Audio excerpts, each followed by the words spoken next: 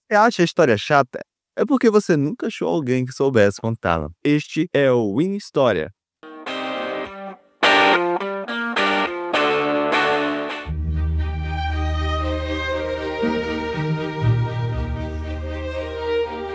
Sejam muito bem-vindos e bem-vindas ao nosso primeiro episódio do Nerd História 2025. Para quem não me conhece ainda, eu sou o Daniel e sou mestre em História e professor de História também.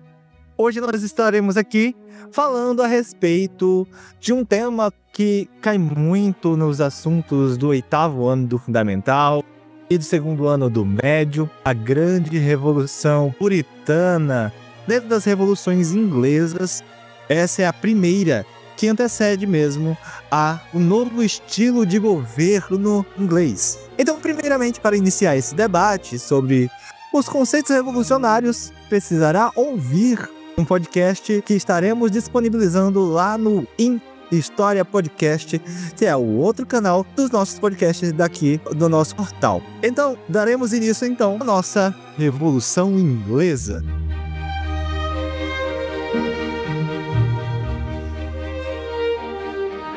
Vale ressaltar que esse podcast será dividido em 2 momentos. O primeiro deles, abordaremos a Revolução Puritana e, em seguida, discutiremos a famosa Revolução Gloriosa. Para começar essa discussão, é fundamental entender o conceito de absolutismo. Se você ainda não sabe o que é, não se preocupe. O absolutismo nada mais é do que a centralização do poder, seja econômico, político ou militar, nas mãos de um único governante. Ou seja, trata-se de um sistema em que o monarca detém controle absoluto de todas as esferas da sociedade. Falando em monarquias absolutistas, podemos voltar um pouco no tempo e relembrar da dinastia Tudor, especialmente no reinado de Henry VIII, Henrique VIII. Lembra daquele cara famoso por ter casado 6 vezes e mandado decapitar 3 das suas esposas? Pois é, ele mesmo. É o exemplo clássico de absolutismo na Inglaterra. Henrique VIII, ele não somente exercia poder político, econômico e militar nas mãos, mas também consolidou sua autoridade no campo religioso ao romper com a Igreja Católica e fundar a Igreja Anglicana, tornando assim o seu líder supremo, o supremo sacerdote da Igreja Anglicana. Com essa mudança, passou a controlar não somente o Estado, mas também a fé de seus súditos, reforçando ainda mais o seu poder absoluto. Com o fim da Idade Média, o poder dos senhores feudais começou a ser reduzido, especialmente devido à influência da Igreja. Nesse contexto, houve uma reorganização social na Europa, que estava passando por um enfraquecimento das estruturas feudais. Aproveitando essa transformação, os reis fortaleceram seu domínio sobre algumas das camadas sociais, especialmente os comerciantes, o grupo que futuramente seria chamado de burguesia. Além disso, começamos a intervir também diretamente nas práticas políticas e econômicas dessa sociedade da época. Foi nesse cenário que surgiu o que chamamos de estados modernos. Neles, o monarca passou a centralizar o poder sobre seus territórios, promovendo processos de unificação que dariam origem às nações modernas. Essa centralização do poder na figura do rei resultou a consolidação do regime conhecido como absolutismo, qual a gente já começou esse podcast falando, no qual o monarca ele exerce uma autoridade total, impondo sua vontade sobre qualquer setor da sociedade e sobre qualquer pessoa. Entretanto, isso não significa que todos aceitavam essa situação sem questionamento. Em um sistema no qual o rei detinha o poder absoluto, os demais grupos sociais acabavam tendo sua autonomia reduzida. Como consequência, daqueles que se opunham ou contrariavam as decisões do monarca, poderiam sofrer as represálias severas, incluindo perseguições e até execuções. Dessa forma, o absolutismo garantisse a estabilidade da centralização política, ele também gerava insatisfações e conflitos dentro da sociedade. O sistema político estabelecido entre os séculos XVI e XVII surgiu como resultado dos conflitos e contradições gerados pelo absolutismo. Nesse contexto, ocorreram as chamadas Revoluções Inglesas, que envolvem diferentes grupos sociais organizados para resistir ao poder excessivo dos monarcas. Então, nessa época, os países ainda não estavam completamente formados como estados nacionais, sendo organizados em reinos independentes. A influência da Inglaterra era tão significativa em seus movimentos políticos e sociais, reverberou os reinos vizinhos que, em muitos casos, acabavam envolvendo conflitos originando-os no território inglês. Então, após essa ressignificação sobre toda essa introdução, chegamos no ponto-chave. Vale lembrar que, após a morte de Elizabeth I, a filha de Henrique VIII, e o fim da dinastia Tudor, o rei escocês Jaime I da Inglaterra e VI da Escócia assume o trono inglês como Jaime I, unificando os dois reinos sobre sua coroa.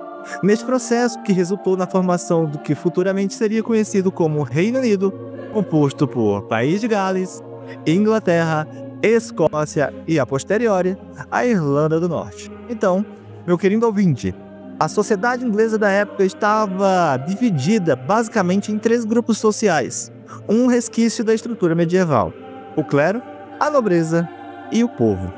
A nobreza, por sua vez, era dividida em 2 camadas.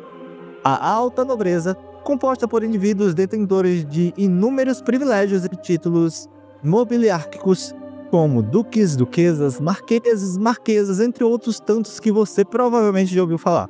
E a pequena nobreza, que apesar de seus status de nobreza, não viviam sobre as regalias do rei.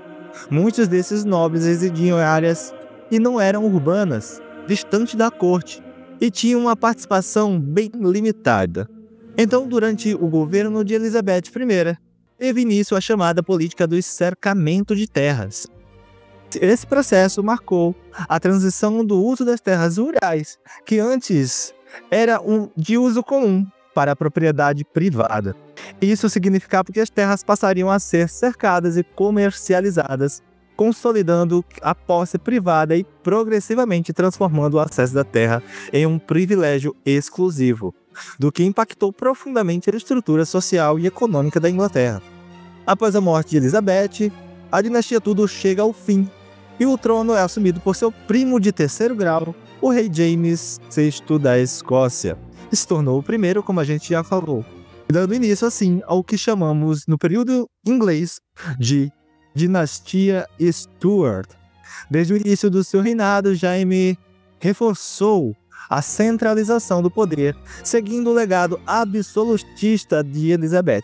No entanto, apesar de unificar os reinos sobre sua coroa, ele manteve a autonomia administrativa de cada um dos reinos, ou seja, a Escócia e a Inglaterra continuavam governadas separadamente com estruturas políticas distintas. O governo de Jaime I também foi marcado por tensões de desconfiança. Ele era filho de Maria Stuart, rainha da Escócia, que havia sido deposta e executada pelos ingleses. Enquanto Mary era católica, Jaime era protestante, o que facilitou sua aceitação na Inglaterra, país de maioria anglicana. No entanto, sua postura autoritária e o seu distanciamento das tradições inglesas geraram descontentamento, principalmente entre a burguesia. Esse grupo via o rei uma ameaça, pois ele estava tentando exercer o controle rígido sobre as atividades econômicas, o que levou frequentemente a atritos com o parlamento inglês. Jaime buscava impor sua autoridade sobre as demais forças políticas, o que foi um dos estopins para os conflitos que culminariam na famosa Revolução Puritana. Os puritanos, como vale lembrar, surgiram no século XVI como um grupo de protestantes ingleses que desejavam reformar a Igreja Anglicana, eliminando qualquer vestígio do catolicismo. Inspirados pelo John Calvino, defendiam a doutrina da predestinação e uma vida austera baseada no trabalho, na disciplina e na moral rígida. Como eram perseguidos na Inglaterra, muitos dos puritanos fugiram para a América, impulsionando a colonização inglesa no continente. Seu legado teve um impacto profundo na cultura dos Estados Unidos, influenciando sua ética de trabalho e o pensamento religioso predominante da sociedade americana.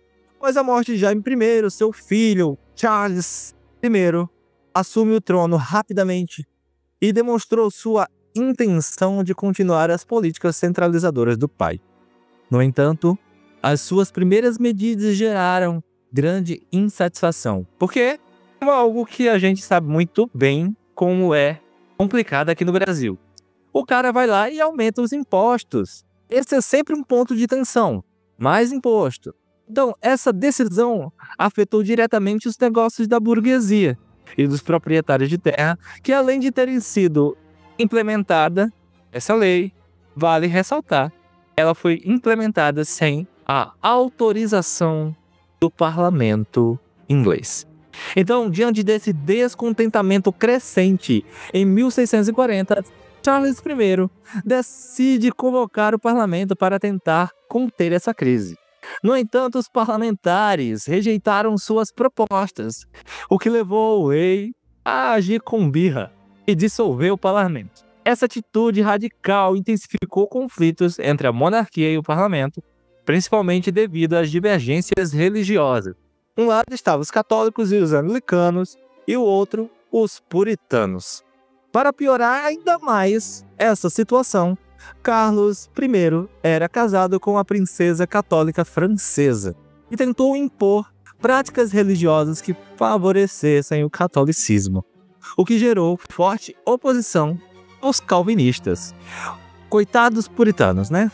Os puritanos, então, eles pertenciam à maioria à burguesia e à nobreza rural e viam conquistando uma maior influência política dentro desse parlamento. Em 1641, a Inglaterra enfrentava uma instabilidade política com grupos de católicos irlandeses, se aproveitando do momento para se revoltar contra o domínio inglês. Diante disso, o rei convocou o exército para reprimir a revolta. Mas os parlamentares não quiseram muito ajudar o cara, não. Porque Carlos, ele não era uma pessoa muito gentil com o parlamento, então eles se recusaram a conceder a ele o comando das suas tropas, pois viam nessa decisão uma tentativa de enfraquecer o absolutismo. Insatisfeito, o rei então decide organizar sua própria tropa militar e ir mergulhar na Inglaterra numa violência de uma guerra civil. Esse conflito ficou conhecido como Revolução Puritana, que dividiu o país em dois lados. De um lado, estavam as tropas reais, que apoiavam o rei e contavam com o apoio da alta nobreza e da alta burguesia. Estavam os famosos cabeças redondas, os como eram chamados puritanos, aliados ao parlamento. Esse grupo era formado por burgueses de classe média e nobreza rural. Esse foi o cenário que emergiu a figura de Oliver Cromwell, um puritano de nobreza rural. Ele liderou os cabeças redondas e organizou o exército disciplinado e bem treinado. Sob sua liderança, as forças parlamentares derrotaram o rei, o obrigando a fugir para a Escócia. No entanto, os escoceses entregaram-o de volta para o parlamento inglês. Os parlamentares tentaram negociar com Charles, propondo a criação de uma monarquia constitucional, na qual os poderes do rei seriam limitados por uma constituição. Porém, o cara não quis. Ele simplesmente disse, não, eu não vou dar o meu poder para ninguém, e derrotado novamente, o cara foi capturado, julgado e por traição e condenado à morte. O cara preferiu perder sua cabeça a ceder para o parlamento. Então, sua execução ocorreu em 1649, que marcou o fim da Revolução Puritana e a primeira vez na história em que um monarca inglês foi deposto e executado por decisão do parlamento. Vale lembrar, caro ouvinte, que a monarquia constitucional é um regime onde o poder do rei ou a rainha é limitado pela Constituição, ao contrário de uma monarquia absolutista, que o monarca detém poder total. Já no Brasil, vivemos em uma república, um sistema no qual o governo é baseado e representado popularmente com a separação dos poderes executivo, legislativo e judiciário. No modelo republicano, ninguém governa sozinho. Cada poder depende um do outro para funcionar corretamente. Então, chegamos aqui mais um fim deste podcast. Espero que você tenha gostado e aprendido algo novo. Não se esqueça de deixar seu comentário, seguir nossas páginas no Instagram, Facebook e YouTube. E se quiser apoiar o nosso projeto, você pode contribuir por meio da chave Pix, que vai estar descrito na descrição deste episódio. Lembrando, este podcast é baseado em pesquisas historiográficas conhecidas e referências bibliográficas estarão disponíveis na descrição também deste podcast, para quem quiser se aprofundar no assunto. Até mais!